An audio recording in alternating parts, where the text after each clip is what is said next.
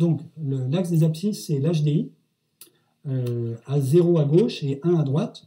Et on a mis ici une droite qui correspond à l'HDI 0,8, qui est le HDI de la Russie aujourd'hui. Donc on se dit, tout ce qui est à gauche de 0,8, c'est quand même pas très sympa. Tout ce qui est à droite, ça commence à devenir décent.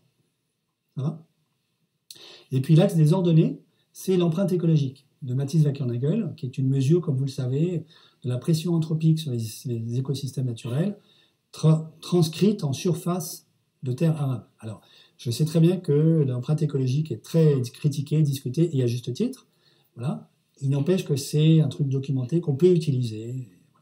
L'objet ici, c'est pas d'avoir le fin mot de l'histoire sur la mesure de ces questions-là, c'est d'essayer d'organiser un tout petit peu le débat.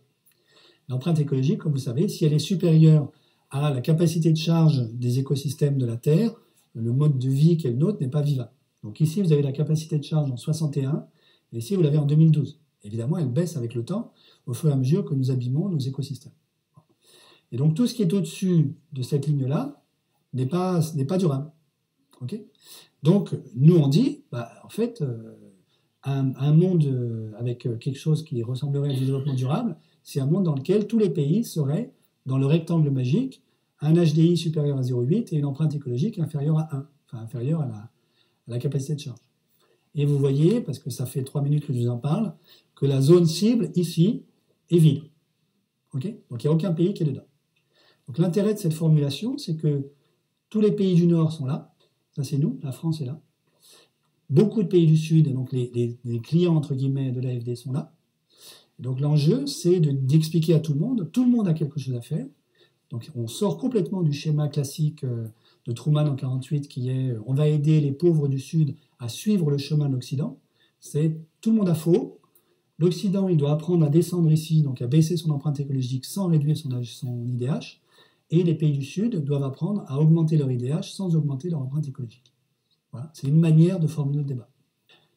Mais à mon avis, il manque un élément que je rajoute tout de suite, qui est dû au fait qu'il y a quelques années, il y avait un pays qui était juste là, donc il y avait un IDH égal à 0,8 et une empreinte égale à 1. Maintenant, il est ici, c'est Cuba. Donc Cuba, en fait, a baissé son IDH et augmenté son empreinte à cause notamment de l'ouverture des frontières cubaines aux relations avec les États-Unis. Mais vous voyez que Cuba, il y a quelques années, c'était en fait le pays idéal qui satisfait aux deux critères. Or, on sent bien que ça ne va pas. On a envie de faire Cuba, mais en mieux, c'est-à-dire de respecter en même temps la démocratie et les droits de l'homme. Et donc, en fait, en réalité, il y a une troisième dimension dans ce graphe qui devrait être en dimension 3. Il faut que tout le monde arrive dans le rectangle magique, tout en respectant autant que possible, voire davantage qu'on le fait aujourd'hui, les droits de l'homme et la démocratie. Ça va? Là-dessus, une remarque qui génère énormément de controverses, qui est le mot droits de l'homme et le mot démocratie ne figurent pas dans le libellé des objectifs du développement durable des Nations Unies. Donc, vous savez qu'en septembre 2015 à New York, les Nations Unies se sont données à elles-mêmes une nouvelle charte du développement durable, qu'on appelle les ODD, les SDGs en anglais, qui devient en fait la charte de tous les bailleurs internationaux, AFD comprise, qui est composée de 17 objectifs, avec dedans vous avez tout. L'égalité homme-femme, la réduction des inégalités, l'accès à l'eau potable, l'accès à une énergie pas chère, la préservation des océans, etc. Donc en fait, d'une certaine manière, les Nations Unies, ne sachant pas très bien quoi faire, se sont dit on fait tout, comme ça on est sûr de ne pas rater quelque chose. Évidemment, ils ne se sont pas posé la question de savoir si c'est compatible. Donc il y en a 17, mais peut-être que si on augmente le 3, ça fait baisser le 4, ou le 9, on ne sait pas. Et d'une certaine manière, ce graphique-là sort de cette espèce de naïveté positiviste qui est, on a un grand tableau de bord, il y a 17 boutons, on va juste ajuster le monde en tournant les boutons comme il faut. Hein, donc ce graphique-là dit, en fait, il y a des liens entre ces boutons, et personne n'arrive à augmenter les bons boutons en même temps. Puisque rien que ces deux dimensions-là, qui capturent un certain nombre d'ODD, il n'y a pas de problème, on pourrait faire rentrer les ODD là-dedans, montrent qu'on a une belle parabole, on n'a pas du tout une concentration de nuages ici. Ça va? Mais en plus, le mot droit de l'homme et démocratie ne figure pas dans la déclinaison des 17 ODD. Comme si les amis, collègues, bureaucrates des Nations Unies s'étaient dit on peut faire du développement durable sans parler de démocratie et de droits de l'homme. Et je pense que c'est un truc auquel il faut vraiment être attentif aujourd'hui, c'est que cette espèce d'imaginaire technocratique de pilotage du développement sans se poser des questions politiques, en fait, hein, de démocratie et des droits de l'homme, est en train de monter. Et évidemment, il peut être alimenté par une certaine panique vis-à-vis de la gravité du dérèglement climatique. Au fur et à mesure que la panique grimpe, on peut finir par se dire, bon, il y a un certain nombre de trucs qu'il va falloir faire passer par-dessus bord, parce qu'on ne peut pas tout faire à la fois. Et la dimension droits de l'homme et démocratie, on y pensera quand on aura réglé le problème climatique. Vous voyez. Donc, je signale ça parce que, du coup, ça devient un objet de débat pour nous à l'AFD. Alors, avec en plus un redoublement de la question que je posais il y a 10 minutes maintenant, qui est de quel droit pouvons-nous dire, par exemple, à la Chine, vous avez mis 1 million de Ouïghours dans les camps de rééducation dans le Xinjiang, c'est pas bien. Alors, est-ce que nous, on peut mettre des conditions dans le dialogue de politique publique qu'on a avec la Chine et dire, on acceptera de travailler avec vous le jour où vous aurez sorti le million de Ouïghours des camps de rééducation du Xinjiang. Même question pour toute une série de pays, évidemment. Voilà.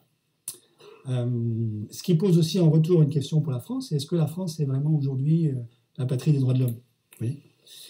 Par exemple, ce qui se passe sur la question des migrants pose un vrai sujet, à mon avis. Alors, je voudrais terminer par l'effet Reine Rouge. Et je vais m'arrêter là. Donc, comme je le disais, la plupart des économistes vivent dans un monde à l'équilibre, mais en plus, c'est un monde qui est peuplé de mines économici, pour parler latin, d'hommes rationnels, qui n'ont pas de corps, qui n'ont pas d'énergie et pas de matière. Donc, l'énergie et la matière ne rentrent pas dans ces modèles. Donc, en fait, c'est des fantômes qui échangent quoi? Du travail contre du capital. Le capital, c'est les dollars. Donc, les modèles, et je ne caricature pas, les modèles des économistes sont des abstractions dans lesquelles vous produisez quelque chose avec des fantômes qui travaillent, mais qui n'ont pas de corps, et des dollars. Alors, comment est-ce que vous faites pour réintégrer l'énergie et la matière là-dedans? Donc, il y a un économiste très connu qui s'appelle Georgescu Roegen, qui déjà dans les années 70 a dit, mais en vérité, l'économie, c'est une grande structure dissipative qui absorbe de l'énergie et de la matière, qui produit du travail et qui exude des déchets. Alors, il l'a écrit, mais il n'a jamais fait de modèle pour en rendre compte. Donc, nous, on est en train d'essayer de le faire. Ça pose des questions, évidemment, conceptuelles majeures. C'est quoi le travail fourni par la structure dissipative économie? Là-dedans, évidemment, vous avez le travail mécanique, mais vous avez aussi toute une série d'autres types de travail. Par exemple, ce que nous faisons là depuis 1 heure maintenant, comment est-ce que vous mesurez ça en termes de travail fourni d'un point de vue physique?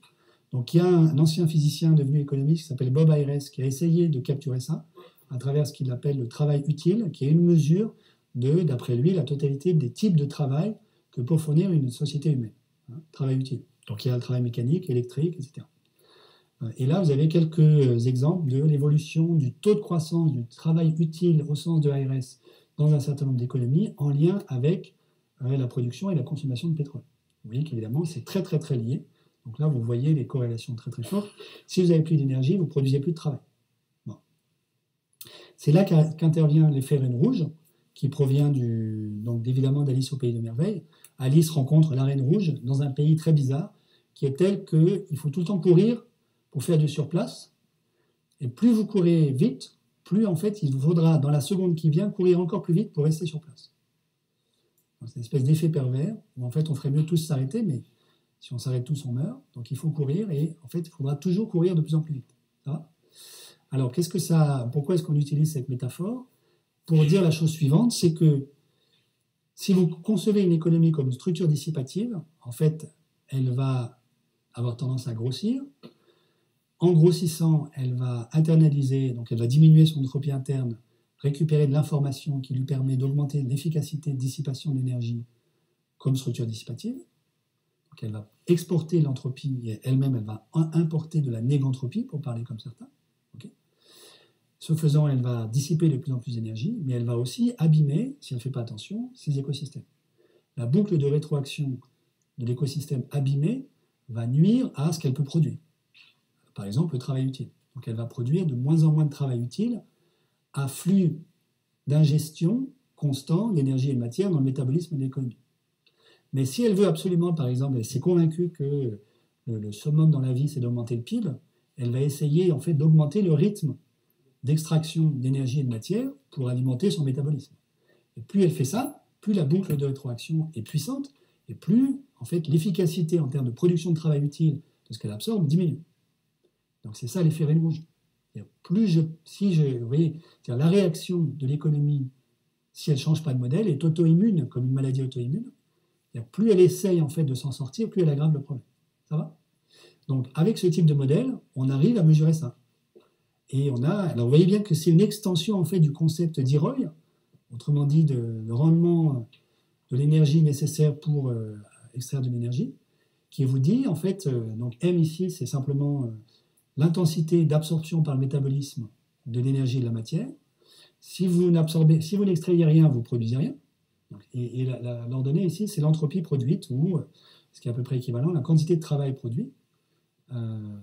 Si vous extrayez trop vite, en fait, vous dépensez toute l'énergie et la matière que vous récupérez à extraire l'énergie et la matière. Et entre les deux, vous avez un maximum qui est atteint, qui est ici. Simplement, si cette intensité-là, elle est corrélée, et c'est évidemment le cas au PIB, vous voyez bien que vouloir maximiser le PIB, c'est une très très mauvaise idée. Hein, parce que ça vous met là-dedans. Ça, c'est la quantité d'énergie. Voilà, infinie, tout à fait. Et là, après, j'y arrive. Et au fur et à mesure que de la déplétion du puits, en fait, de la ressource d'énergie et de matière, ce maximum-là descend dans cette direction. Donc, plus j'abîme les écosystèmes, plus en fait, la parabole qui me dit, en gros, l'ensemble de ce que je peux faire va se contracter dans cette direction. Ça va? Bon. Et donc, évidemment, ça, c'est des trucs qui sont assez, il faut dire, révolutionnaires pour les économistes, qui sont incapables de penser ce genre d'affaires. Voilà. Je termine juste. Non, je vais m'arrêter là. Comme ça, on va pouvoir discuter. Voilà. Merci beaucoup.